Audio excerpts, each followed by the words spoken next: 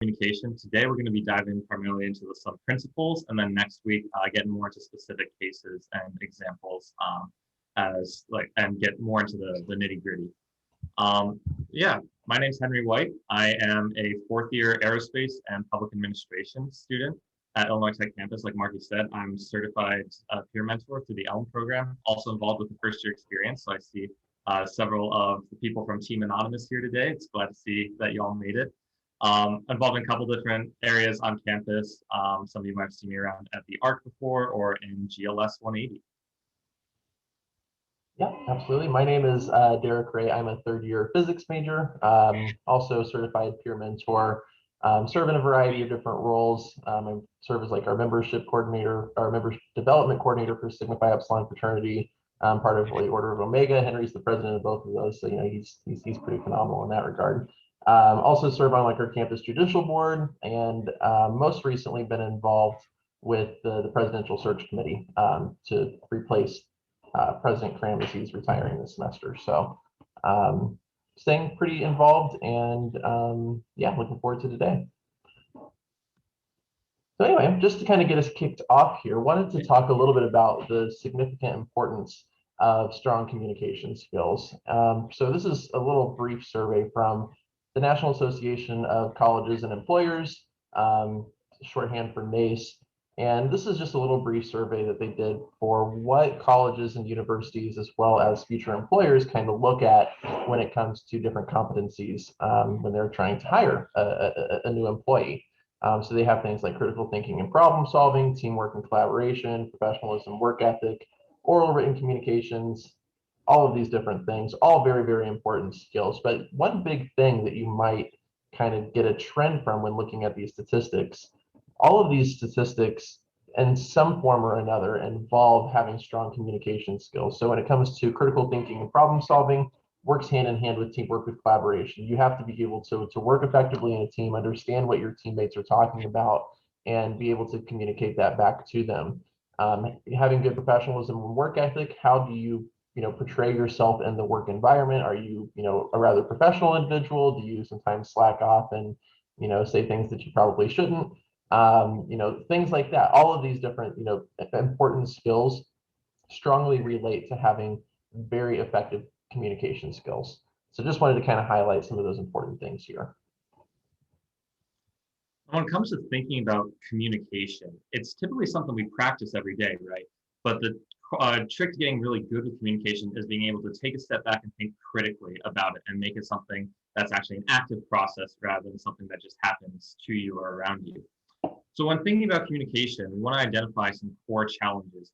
I think this graphic here really shows the core communication challenge, and that is reconciling the intention of one party with the interpretation of another party. So in communication, there's going to be someone speaking, someone listening, but it's really important to make sure that the message is consistent for both of them.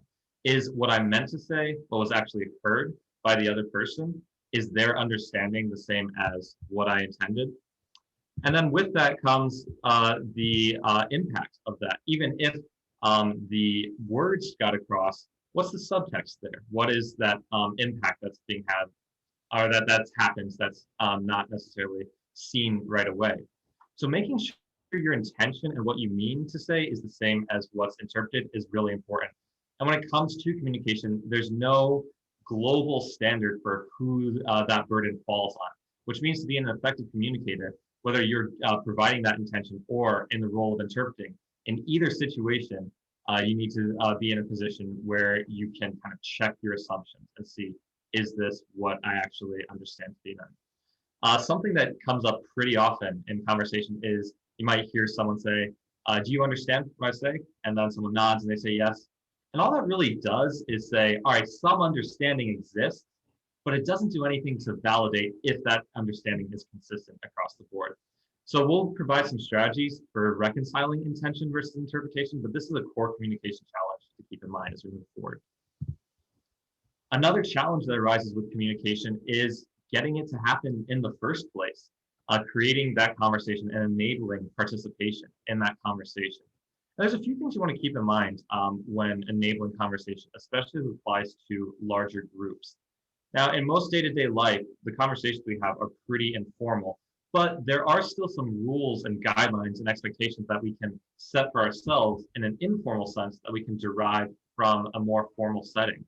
I think a really good way to think about this, and something that both Derek and I are very familiar with, is thinking about parliamentary procedure. If you sat in on a student government meeting or seen a Senate hearing at the US level or watched old footage of British Parliament, you know that they follow a parliamentary procedure which has some rules attached to it. And that's not to say you need to set rules for every conversation you come across, but it's important to keep in mind why those rules are in place and how you can apply those to your conversations. So some of the informal rules include everyone who wants to speak can speak once before anyone gets to speak twice. So that provides that equal opportunity to engage in the conversation. And one way you might be able to translate that into personal life is just checking with people in the group saying, hey, did you have anything you wanted to add? I haven't heard from you for a while. Is there anything you want to create that space?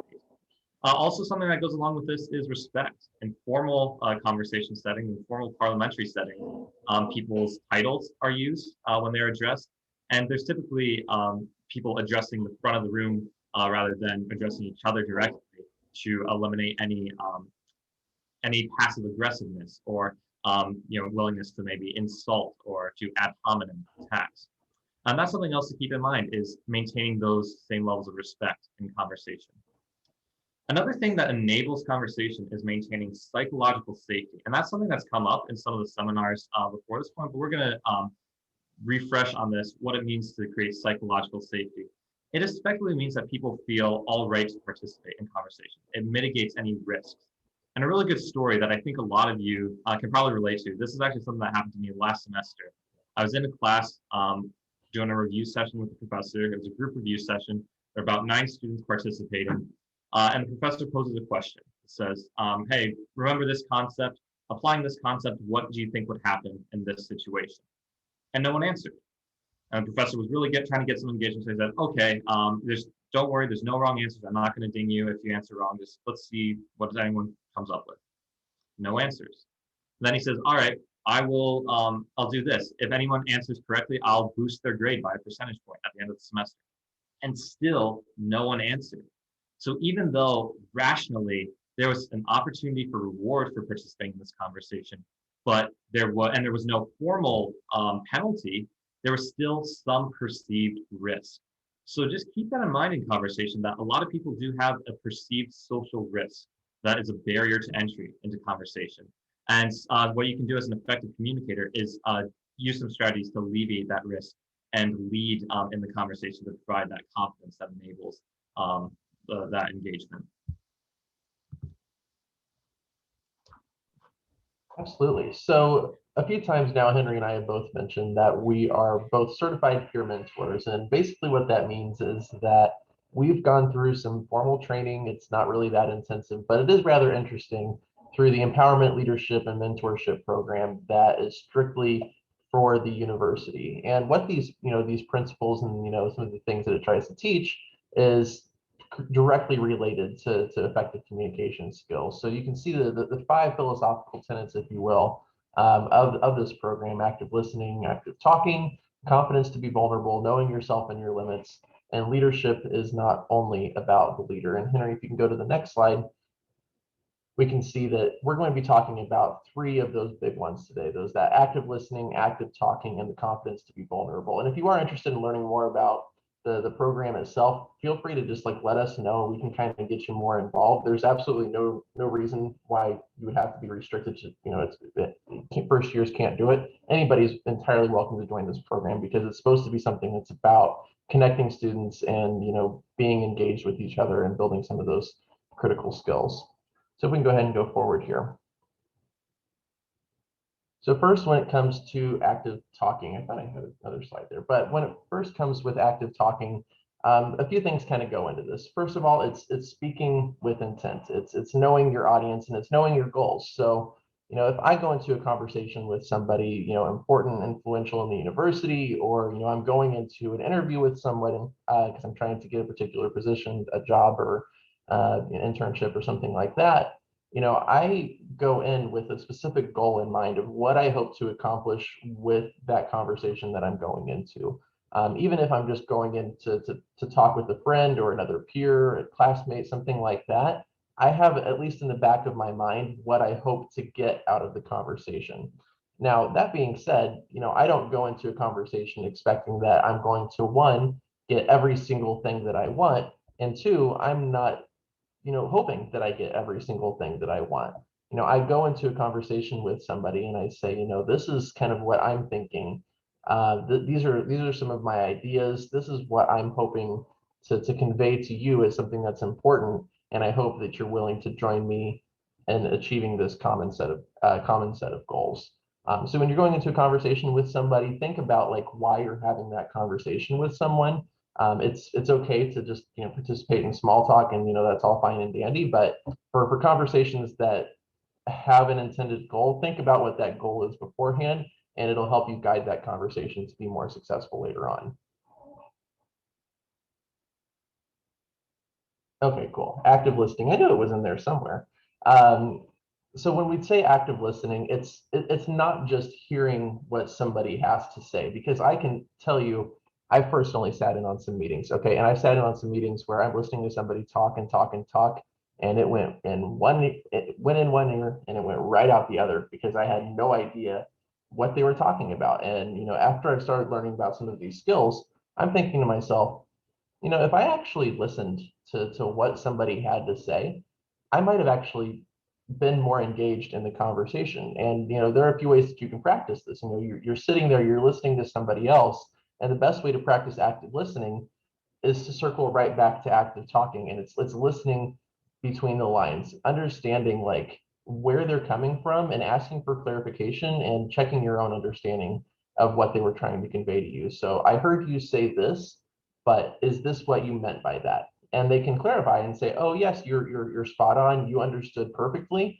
Or maybe they'll say, oh no, I think you kind of missed the mark here, this is what I was actually trying to convey. And again, you go back into that conversation asking those clarifying questions. It's really important that we do that in any conversation that we have, and especially as students, for being active listeners, it's important that we engage in those conversations, especially with like our professors and our TAs, to ask them, say, hey, look, this is what I heard you say. Is this what you meant by that? And professors love hearing those clarifying questions, because that means they know you're engaged and listening to what they have to say. So listen between the lines, understand what they intend versus how you interpreted what they said. So then finally, confidence to be vulnerable. Now, talking with Henry, I think we came to the conclusion that this is probably one of our favorite tenets that kind of comes about. Thinking about like the confidence to be vulnerable, it really opens up a lot of opportunities for you, especially when it comes to effective communication. So, you guys can either respond in the chat, or if you're comfortable enough, feel free to unmute yourself and just say something. But so how do you feel when someone confides in you, when they give you information that they might not necessarily give to someone else? How does that make you guys feel?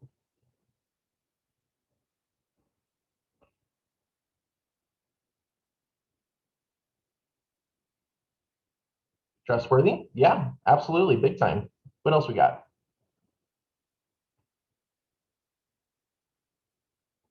Same, loyal, absolutely. All good things, right? If we can go on to the next slide here, you can see that when you communicate vulnerability to someone, it makes me feel like the person values me enough to share something personal. Absolutely. Very, very big things here. So if you're willing to be vulnerable and share something about yourself that might be maybe a little bit of a sore spot, or something that you don't normally openly share, and you're willing to let somebody in, they're going to respond in the same. They're going to start to trust you and say, if this person trusts me enough to share something like this, I can start to trust them to share some of the more important things for me too. And by communicating this vulnerability, you're going to start building that relationship, and you're going to start building trust with other people. And ultimately, that's how you're going to be able to effectively communicate, because ultimately communication is built upon having good connections and relationships with other people. So I want to give everyone just a quick heads up. Right after this slide, we're actually going to break out into an exercise where we need y'all to engage a little bit more. So if you're in a position where you can't have your microphone on right now, or you've got some stuff in your background that's preventing you from putting on your video. Take a minute real quick to try to get that sorted out, because we'll be heading into breakout rooms in just a second. Before we do that, I do want to bring up another strategy in conjunction with that, and that is the idea of Socratic questioning. So oftentimes in conversation, we can feel as if we're just kind of skimming the surface of what's really going on and never taking that deep dive that's necessary to really get that deeper understanding. So what Socratic questioning is a strategy to help dig a little bit deeper. You may have used this before. I know it's pretty common in like high school English classes, or literature reviews, where it's trying to figure out what did the author really mean by this, but it can apply to everyday life as well. The trick is to ask a series of open-ended questions. Open-ended meaning an answer more than just yes or no, something that allows for people to elaborate. And keep asking open-ended questions till you feel you've got to the root of whatever you're trying to find. Oftentimes it can be as simplified as just asking the 3 words, "Tell me more." When someone's giving you some information and you think, maybe you're just at the top of the iceberg and you want to see what's down below, ask them to share a little bit more.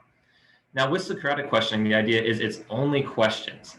It's a little bit different than the normal rhythm of a conversation that most of us are used to, where it's a little, you share a little, I share a little, you share a little, I share a little. And it really does focus on the one person just asking questions and just letting the other person speak and talk about themselves and engage in that way. So this is actually what we're going to try with our exercise. So we're going to assign you all to breakout rooms, and it should be 2 people per breakout room. If we've got an odd number, one of us can pop in to balance it out.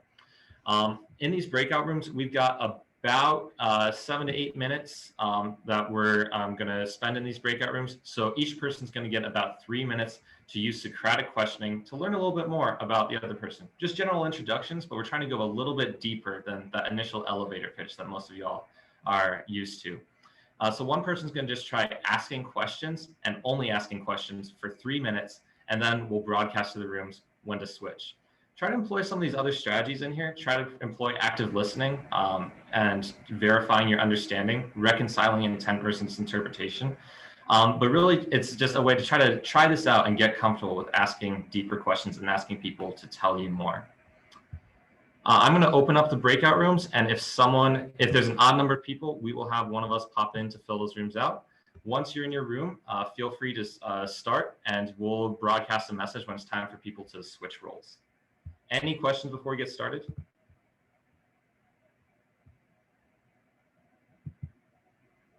All right, the rooms are open. You all should have received an invitation. Please join your room right away, because I'm about to start the clock to make sure everyone gets a chance to engage. Derek, can I move you to room 3? Actually, you know what? We've got room 3 and room 4 each have 1 person. So I'm going to combine those 2 rooms together.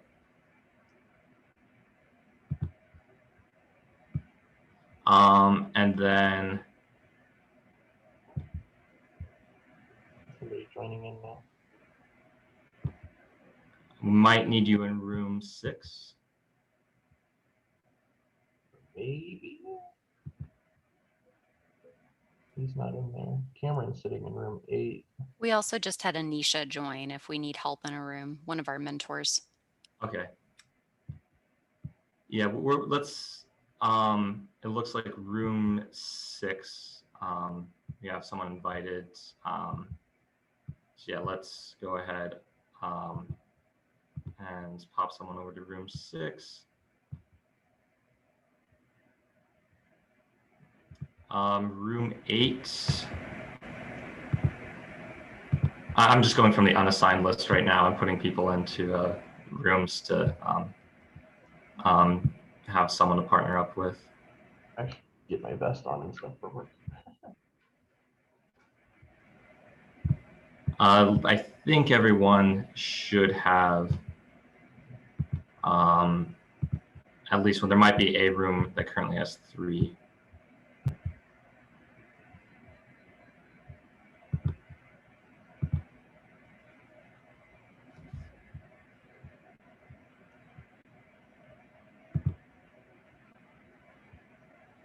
Okay, I see Anisha posting in the chat, so I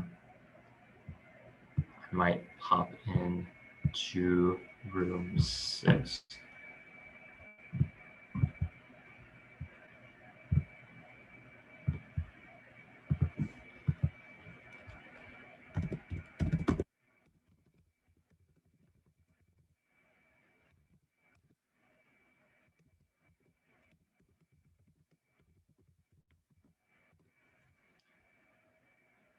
I just broadcasted to switch questioners, so 3 minutes left on the clock. And Derek, can I get you to join room 6? I think Anisha is occupied at the moment. Yeah, no problem. Thanks. Yeah, and then just let Jack question you.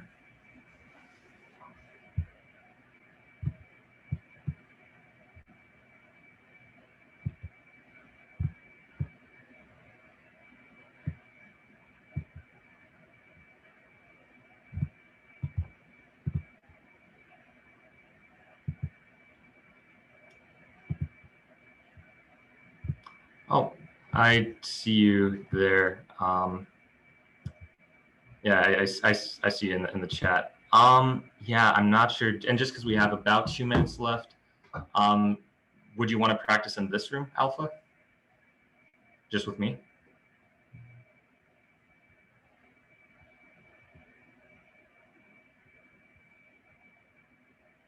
Yeah, sure. You can question me. You can practice Socratic questioning me. Just a heads up, it is being recorded, so this will kind of be an example for people online to see as well. But yeah, go ahead and just ask some questions, and I'll answer.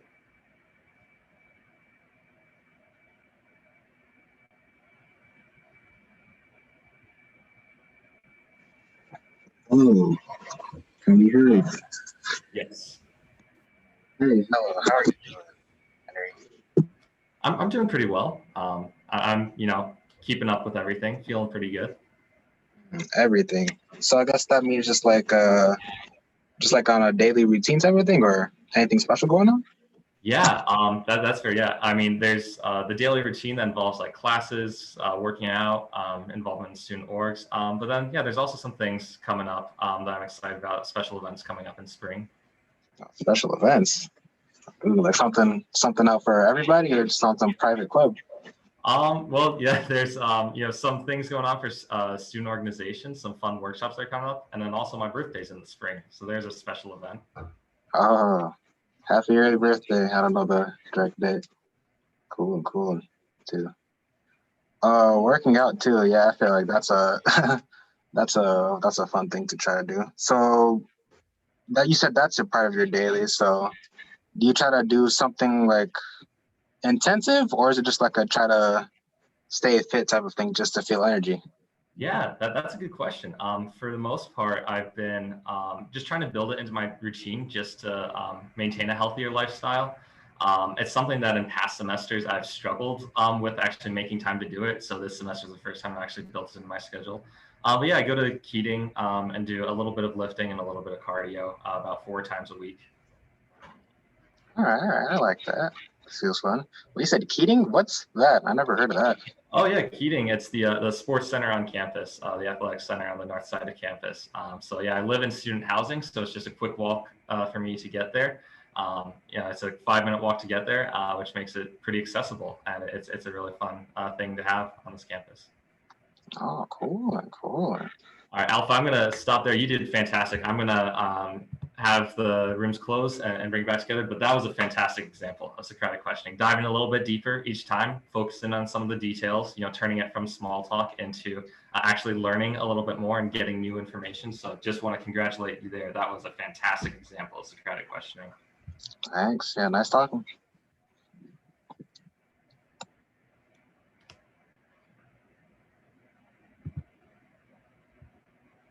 All right, yeah, so there's a countdown clock going now. Some people are hopping back to the main room, which is good, but all the rooms are going to be closed in the next 30 seconds or so. And yeah, we'll do a quick debrief, and then I'll pass it back to Marky for some announcements.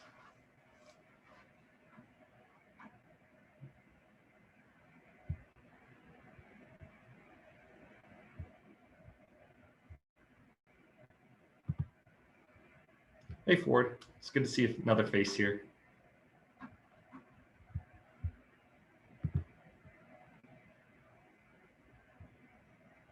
Seeing Ray and Gemma both repping Team Anonymous. Good to see you all here.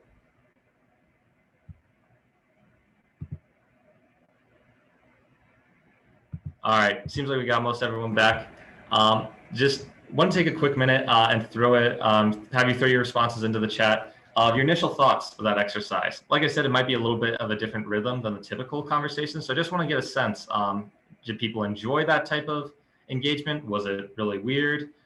Did you find it helpful? Is it something that's like, yeah, it's interesting, but I don't see the value? Let's see what people's general thoughts are in the chat.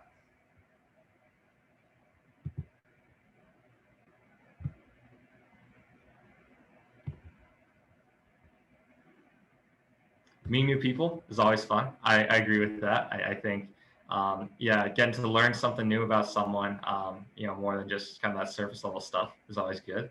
And yeah, for those of you that did meet someone new today, that's good.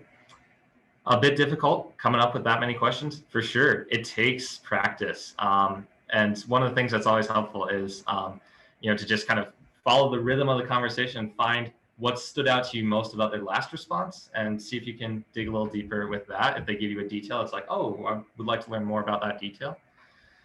Gemma's saying it definitely led me to more actively listen and make connections. Yeah, maybe they're bringing some stuff up that you can personally connect with. Yeah, so all really good responses. Yeah, and I think this kind of gets back to that overarching point that we made at the start of trying to make this process a little more active. It may feel a little more natural in real life, that's for sure. Conversation and communication is a little bit different through the computer screen, especially with some of those like nonverbal things being a little bit limited. So like Derek says, he can confirm. Yeah, but really want to thank you all for participating in that exercise and starting this process of thinking a little more actively about the way you converse and communicate with those around you. Like I said, next week we'll dive into some more specific cases and give you a little bit more to add to your toolkit when it comes to effective communication. But yeah, I'll pass it over to Marky. Henry and Derek, thank you so much. That was such an enjoyable seminar, and you did a wonderful job of breaking down the information. And my friends who are in the room right now, if you know other peers that have not been coming to the first year seminar, bring them with you next week. I know that they're going to continue the use of breakout rooms, and I think the more people that we have, the more fun it will be to break people out and to really get you engaged in the conversation. I'm going to go ahead and share my screen just for some quick reminders, and then we'll be done for the day, my friends. So let's see, here we go. All right, so in terms of some reminders and upcoming events, I did want to remind you that all of these seminars are going to be posted on YouTube retroactively. So if you know anyone that's interested in seeing the content but has a conflict and is unable to attend, this will be posted on YouTube to view later on. Don't forget that we are also in the final week of our Black History Month activity. So check out the Office of Campus Life calendar. You can literally add it to your own Google Calendar and basically have access to things that are going on at all times. So I highly recommend. It's a great way to stay connected to what's going on campus. Also, I want to thank all of you for completing the first year experience spring survey. You did a really great job of providing feedback on what you want to see during the spring semester. And these were the things that received the most votes. So building a robust college experience as a first year student, ways to get involved with student organizations, things to do, see, and eat in the city, especially during a pandemic. I know that can definitely be a struggle right now, and also things to do at Illinois Tech. So we will absolutely be offering a seminar on that later in the spring. Also, there were a lot of votes for things that are related to career readiness. So finding major related experiences, leadership experiences, and involvement opportunities as an undergrad, professional networking, especially virtually during a pandemic, and resume tips and tricks. So we're going to have 3 seminars led by Tiara de Guzman from Career Services in April, all about those topics. And in addition, Victoria Rill, who actually works for HR here at Illinois Tech, has volunteered to do a seminar all about financial literacy. And she's going to be talking about things like investing, planning for your retirement, negotiating your salary. And that's actually going to be our final seminar of the semester, I believe on April 27th. So I'll release the schedule of these soon, but I just wanted to thank you in advance for providing your feedback. And please help me spread the word that basically the things that you and your classmates voted on to be part of this program are coming. And we are absolutely going to have seminars on these topics in the very, very near future. And in addition, friends, don't forget, bring a friend with you next week. Next week, Henry and Derek are going to be back with us to continue this 5-part series on communication strategies in the real world. And the more people we've got in those breakout rooms, the more fun it's going to be. So thank you so much for tuning in. If you need anything at all, here's my email address. Always feel free to reach out to me or your mentor, and we are absolutely here to help. So that's all I've got for you. Have a great day, my friends, and we will see you next week. Bye, everyone.